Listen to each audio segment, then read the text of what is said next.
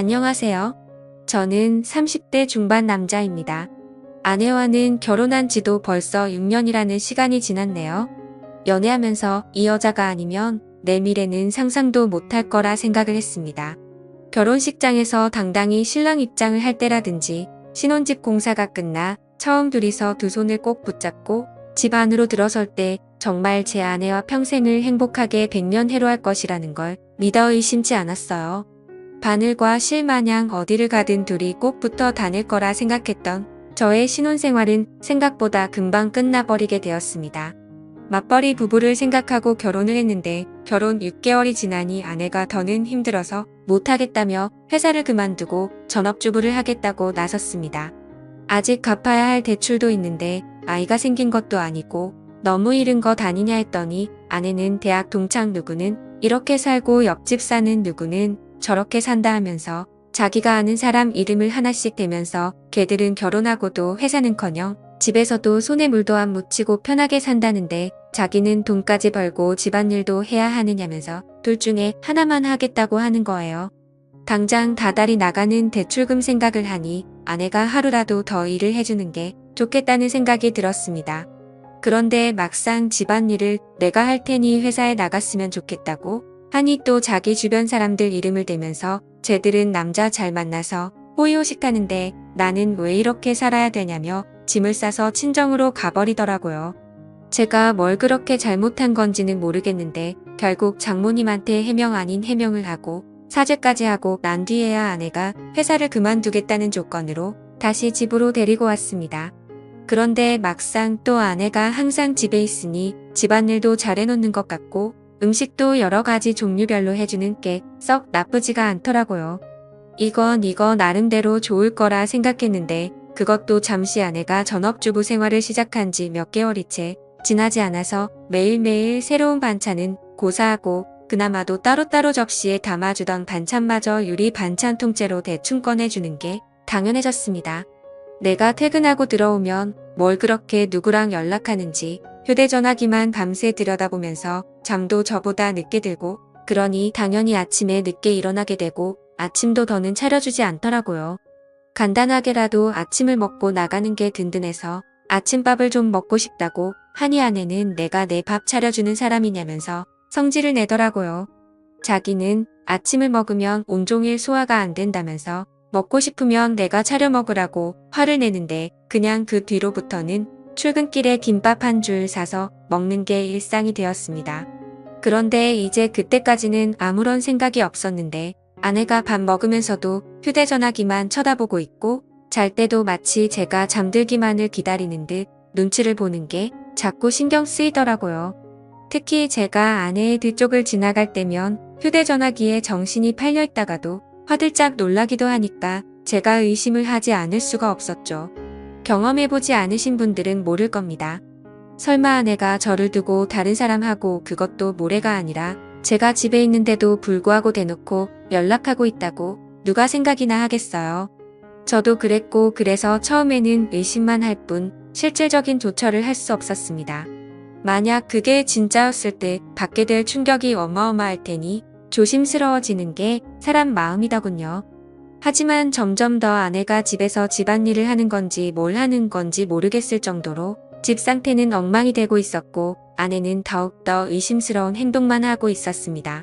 집에 있는 반찬이라고는 반찬 가게에서 사놓은 마른 반찬이나 저희 어머니나 처가에서 가져온 밑반찬 말고는 다른 걸 구경도 못 해봤는데 생활비 통장을 확인해보면 항상 현금이 인출되어 있고 잔액은 바닥을 치고 있었거든요. 그래서 하루는 아내한테 경고도 할 겸 아내의 반응을 떠볼 겸 해서 생활비 통장이 아니라 신용카드로 바꾸는 게 어떻겠냐고 물어봤습니다. 신용카드로 하면 연말 정산할 때 더 편하기도 하고 적립금 같은 것도 쌓이니까 더 이득이지 않겠냐고 넌지시 한마디 했죠. 그랬더니 아내가 노발대발 정색을 하기 시작하는 겁니다. 저보고 내가 살림을 해봤느냐 어쩌느냐 하면서 자기는 그냥 마트에 가면 되는 걸 한 푼이라도 아껴보겠다고 시장에 가서 현금으로 결제해가며 깎아서 사는 거라고 그깟 현금 영수증 좀 안 하면 어떠냐고 하면서 자기가 장을 현금으로 싸게 보는 게 더 돈을 아낀다 뭐다 하면서 성질을 내더라고요. 그때 제 의심은 확신이 되었습니다. 그래서 아내 모르게 해서 사람을 붙여봤지요. 아내가 제가 출근한 사이 다른 사람을 만나는 걸 알게 되는 데는 그렇게 오랜 시간이 걸리지도 않았습니다.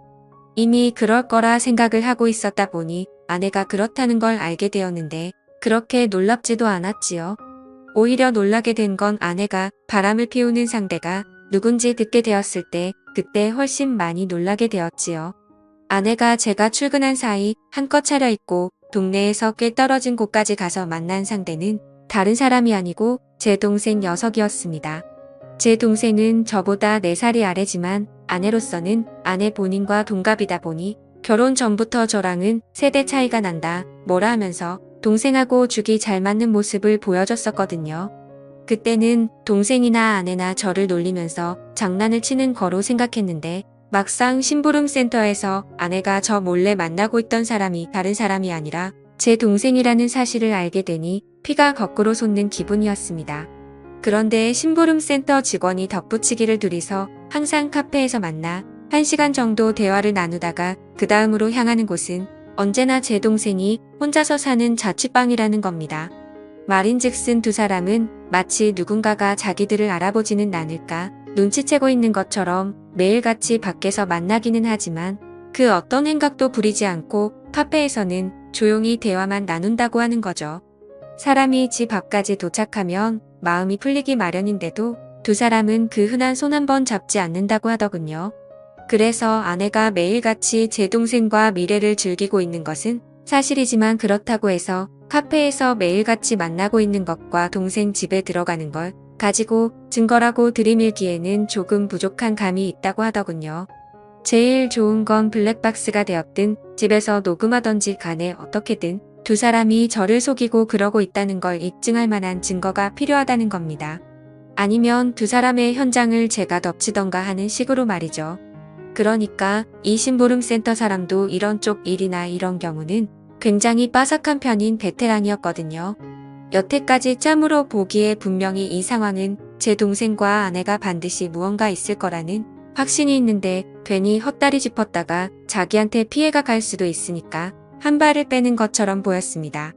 그리고 나서는 3주를 따라 붙었는데 저렇게 매일같이 만나면서도 아무런 흔적을 남기지 않을 수는 없다고.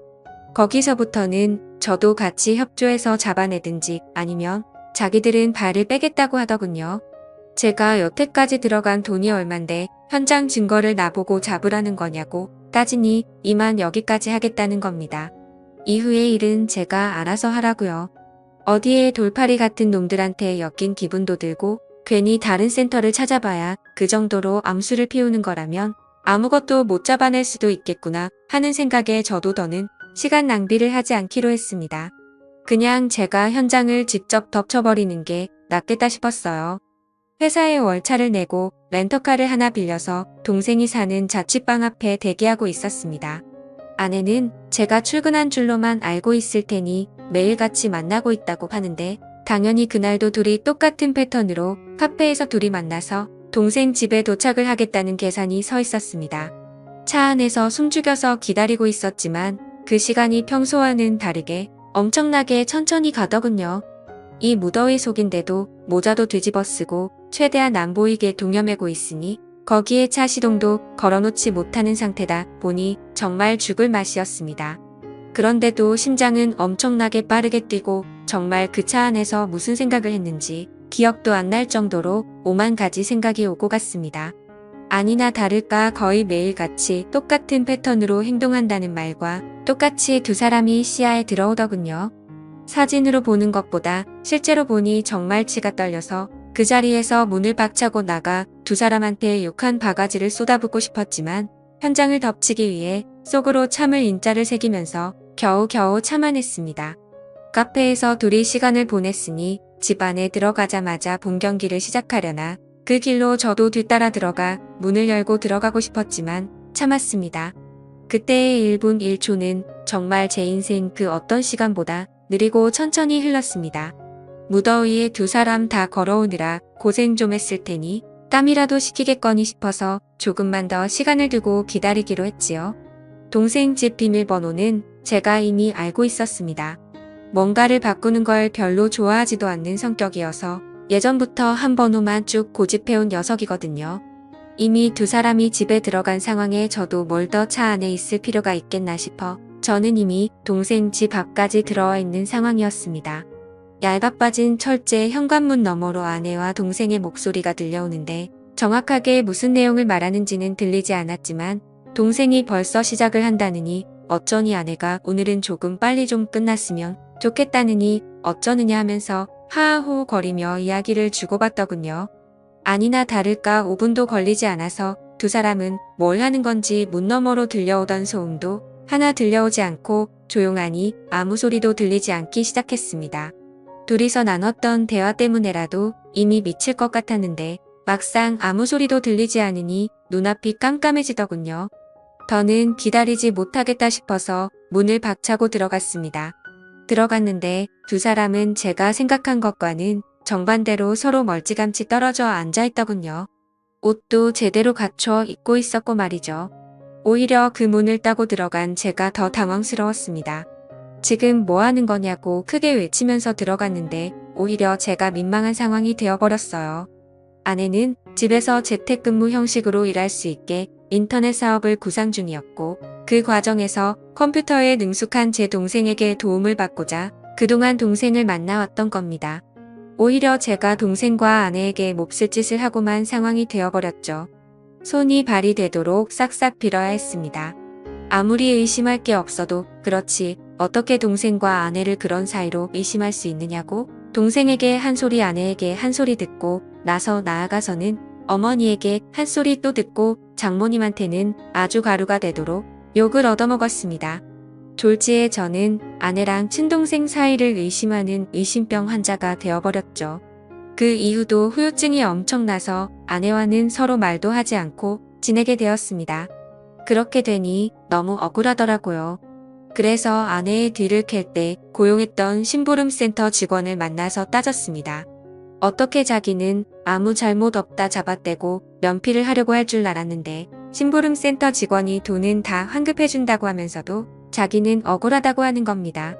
자기가 이걸로 밥 벌어먹은 게 어디 한두 번 한 게 아니라고 나름 업계에서도 베테랑이라고 자부하고 다니고 그동안 경험으로 저와 제 동생의 사이가 거짓이 아니고 거의 확신에 가깝다는 듯이 이야기를 하기 시작했습니다. 이 양반이 내가 틀렸다고 하니까 자존심이 그렇게 상했나 싶었고 저는 사실 억울한 게 더 컸기 때문에 헛소리하지 말고 그럼 환급이나 해달라고 했어요.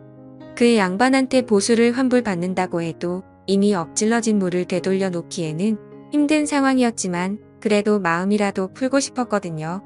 그런데 그 양반이 흔쾌히 환급을 해준다고 했다가 자기한테 짧게는 2주에서 길게는 2달만 시간을 달라고 하더군요. 제가 보수로 준 돈이 그렇게 큰 목돈이 아니었는데 이 양반이 돈이 궁해서 그러는가 싶었습니다. 그런데 그게 아니었고 자신은 지금도 확신한다면서 지금부터는 무료로 더 조사해본다고 하더라고요. 만약 그렇게 했음에도 자신이 틀린 거면 다 환불해준다고 말이죠. 안 그래도 헛다리 짚어서 쪽팔렸었기에 그냥 무시하려고 하다가 공짜로 해준다는데 내심 저도 껄끄럼해서 일단 알겠다고 했습니다. 그로부터 정확하게 한 달이 지나서 그 양반이 저에게 녹음 파일 하나와 사진 몇 개를 내밀더군요. 그리고 그건 사실이었던 겁니다. 아내와 제 동생의 사이가 말이죠. 심부름센터에 어떻게 그걸 확신했느냐고 했더니 주변 정황만 봐도 다 보이는 상황이라는 겁니다. 갑자기 커진 아내의 씀씀이와 돈의 사용처를 들키기 싫어서 현금을 사용하는 것까지 말이죠. 제 아내가 동생 집에 들락거리는 건 어떻게든 둘러댈 수가 있지만 돈을 번다고 하는 일인데 오히려 소비만 더 커지고 있으니 뭐가 있어도 있다고 확신을 했다는 거죠. 그리고 두 사람이 사랑의 속삭임을 나누는 정황을 녹음했고 한 달간의 추적 끝에 두 사람이 마음을 놓은 사이 길거리에서 손을 꼭 붙잡고 있는 사진을 찍는 데까지 성공한 겁니다. 보통 그런 식으로 미래를 즐기는 부부들에게는 공식 같은 게 있다고 하더군요. 아무래도 떳떳한 만남이 아니다 보니 데이트 장소가 매번 갔던 곳으로 한정적인 짝이 있기도 하다네요. 그러면 그 짝의 특징이 테이블 같은 곳도 매번 같은 자리를 선호한다는 겁니다. 그 덕분에 둘이서 사랑의 속삭임을 나누는 대화 내용도 녹음을 뗄 수 있었다고 하고요. 환불을 받으려고 했는데 심부름센터에 감사해서 추가 수당까지 지급하고야 말았어요. 아내와 동생을 한 곳에 불렀습니다.